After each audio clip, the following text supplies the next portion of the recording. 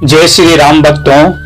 आज रामचरितमानस के बालकांड का अगला भाग लेके आए हैं और रामचरितमानस का ये निरंतर जो पाठ चल पा रहा है वो गुरुदेव के आशीर्वाद से और श्री राम की कृपा से ही चल पा रहा है।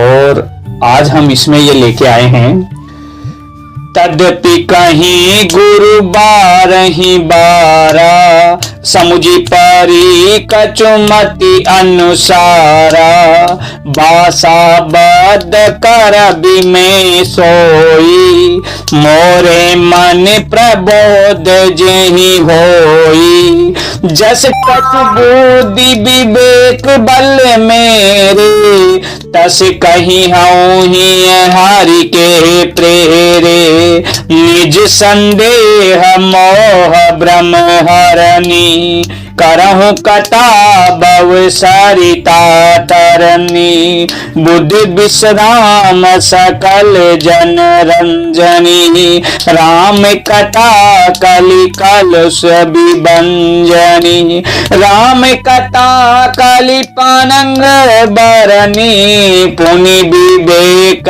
पावक कहूँ अरनी, राम कथा कलि काम दिगाई, सुजन सजीवन मोरी सुआई, सोई वसुधा तल सुधा तरंगिनी, भय बंजिनी ब्रह्म बेक भुवंगिनी, असुर सेन सम नरक निकांदिनी, साधु विवेक कुलहित गिरि नंदिनी, संत समाज पयोधि रमासी, विश्व बार बार अचल क्षमासी, जम गण मोह मसी जग जमुनासी, जीवन मुकुति हेतु जनु काशी, राम ही प्रिय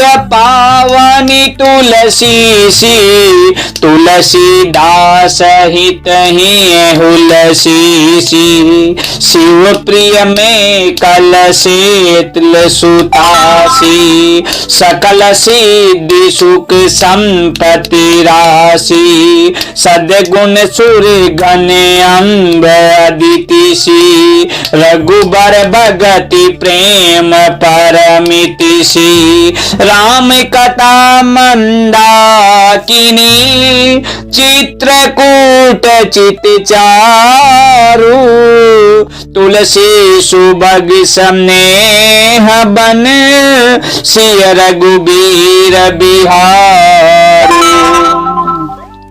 तो भी गुरुजी ने जब बार बार वही कथा सुनाई, तब बुद्धि के अनुसार, मेरी बुद्धि के अनुसार, ऐसा तुलसीदास जी कहते हैं कि मुझे मेरी बुद्धि के अनुसार कुछ कुछ समझ में आई, वही अब मेरे द्वारा भाषा में रची जाएगी, जिससे मेरे मन को बहुत ही संतोष होगा।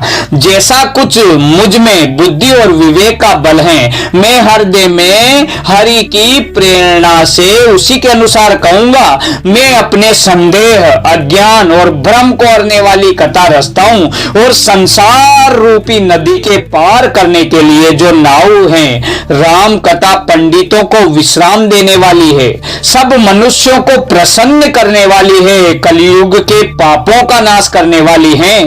राम कथा कलयुग रूपी जो सांप के लिए मोरनी है, मतलब मोरनी है, उस सांप को मोरनी खा जाती है, कलयुग रूपी सांप को, और विवेक रूपी अग्नि के प्रकट करने के लिए अरणी अर्थात मंथन की जाने वाली लकड़ी है।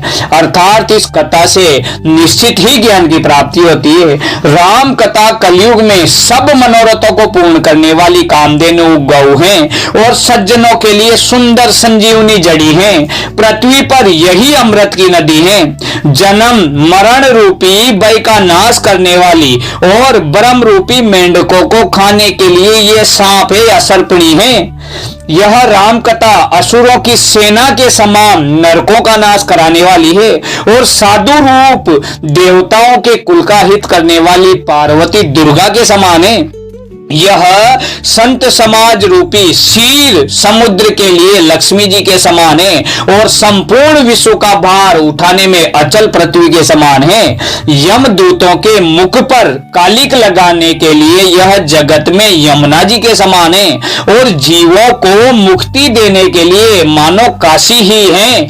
यह श्री राम जी को पवित्र तुलसी के समान प्रिय है। तुलसीदास जी के लिए हुलसी अर्थात तुलसीदास जी की माता के समान हृदय से हित करने वाली हैं। यह राम कथा शिव जी को माता नर्मदा के समान प्यारी हैं। यह सब सिद्धियों की तथा सुख संपत्ति को देने की राशि है। सद्गुण रूपी देवताओं के उत्पन्न और पालन पोषण करने के लिए माता अदिति के समान है। श्री रघुनाथ जी की भक्ति और प्रेम की यह परम सीमा है। तुलसीदास जी कहते हैं कि राम कथा मंदाकिनी नदियां सुंदर निर्मल चित्रकूट है और सुंदर स्नेही वन है जिसमें सीताराम जी हमेशा नित्य ही विहार करते हैं। जय श्री राम।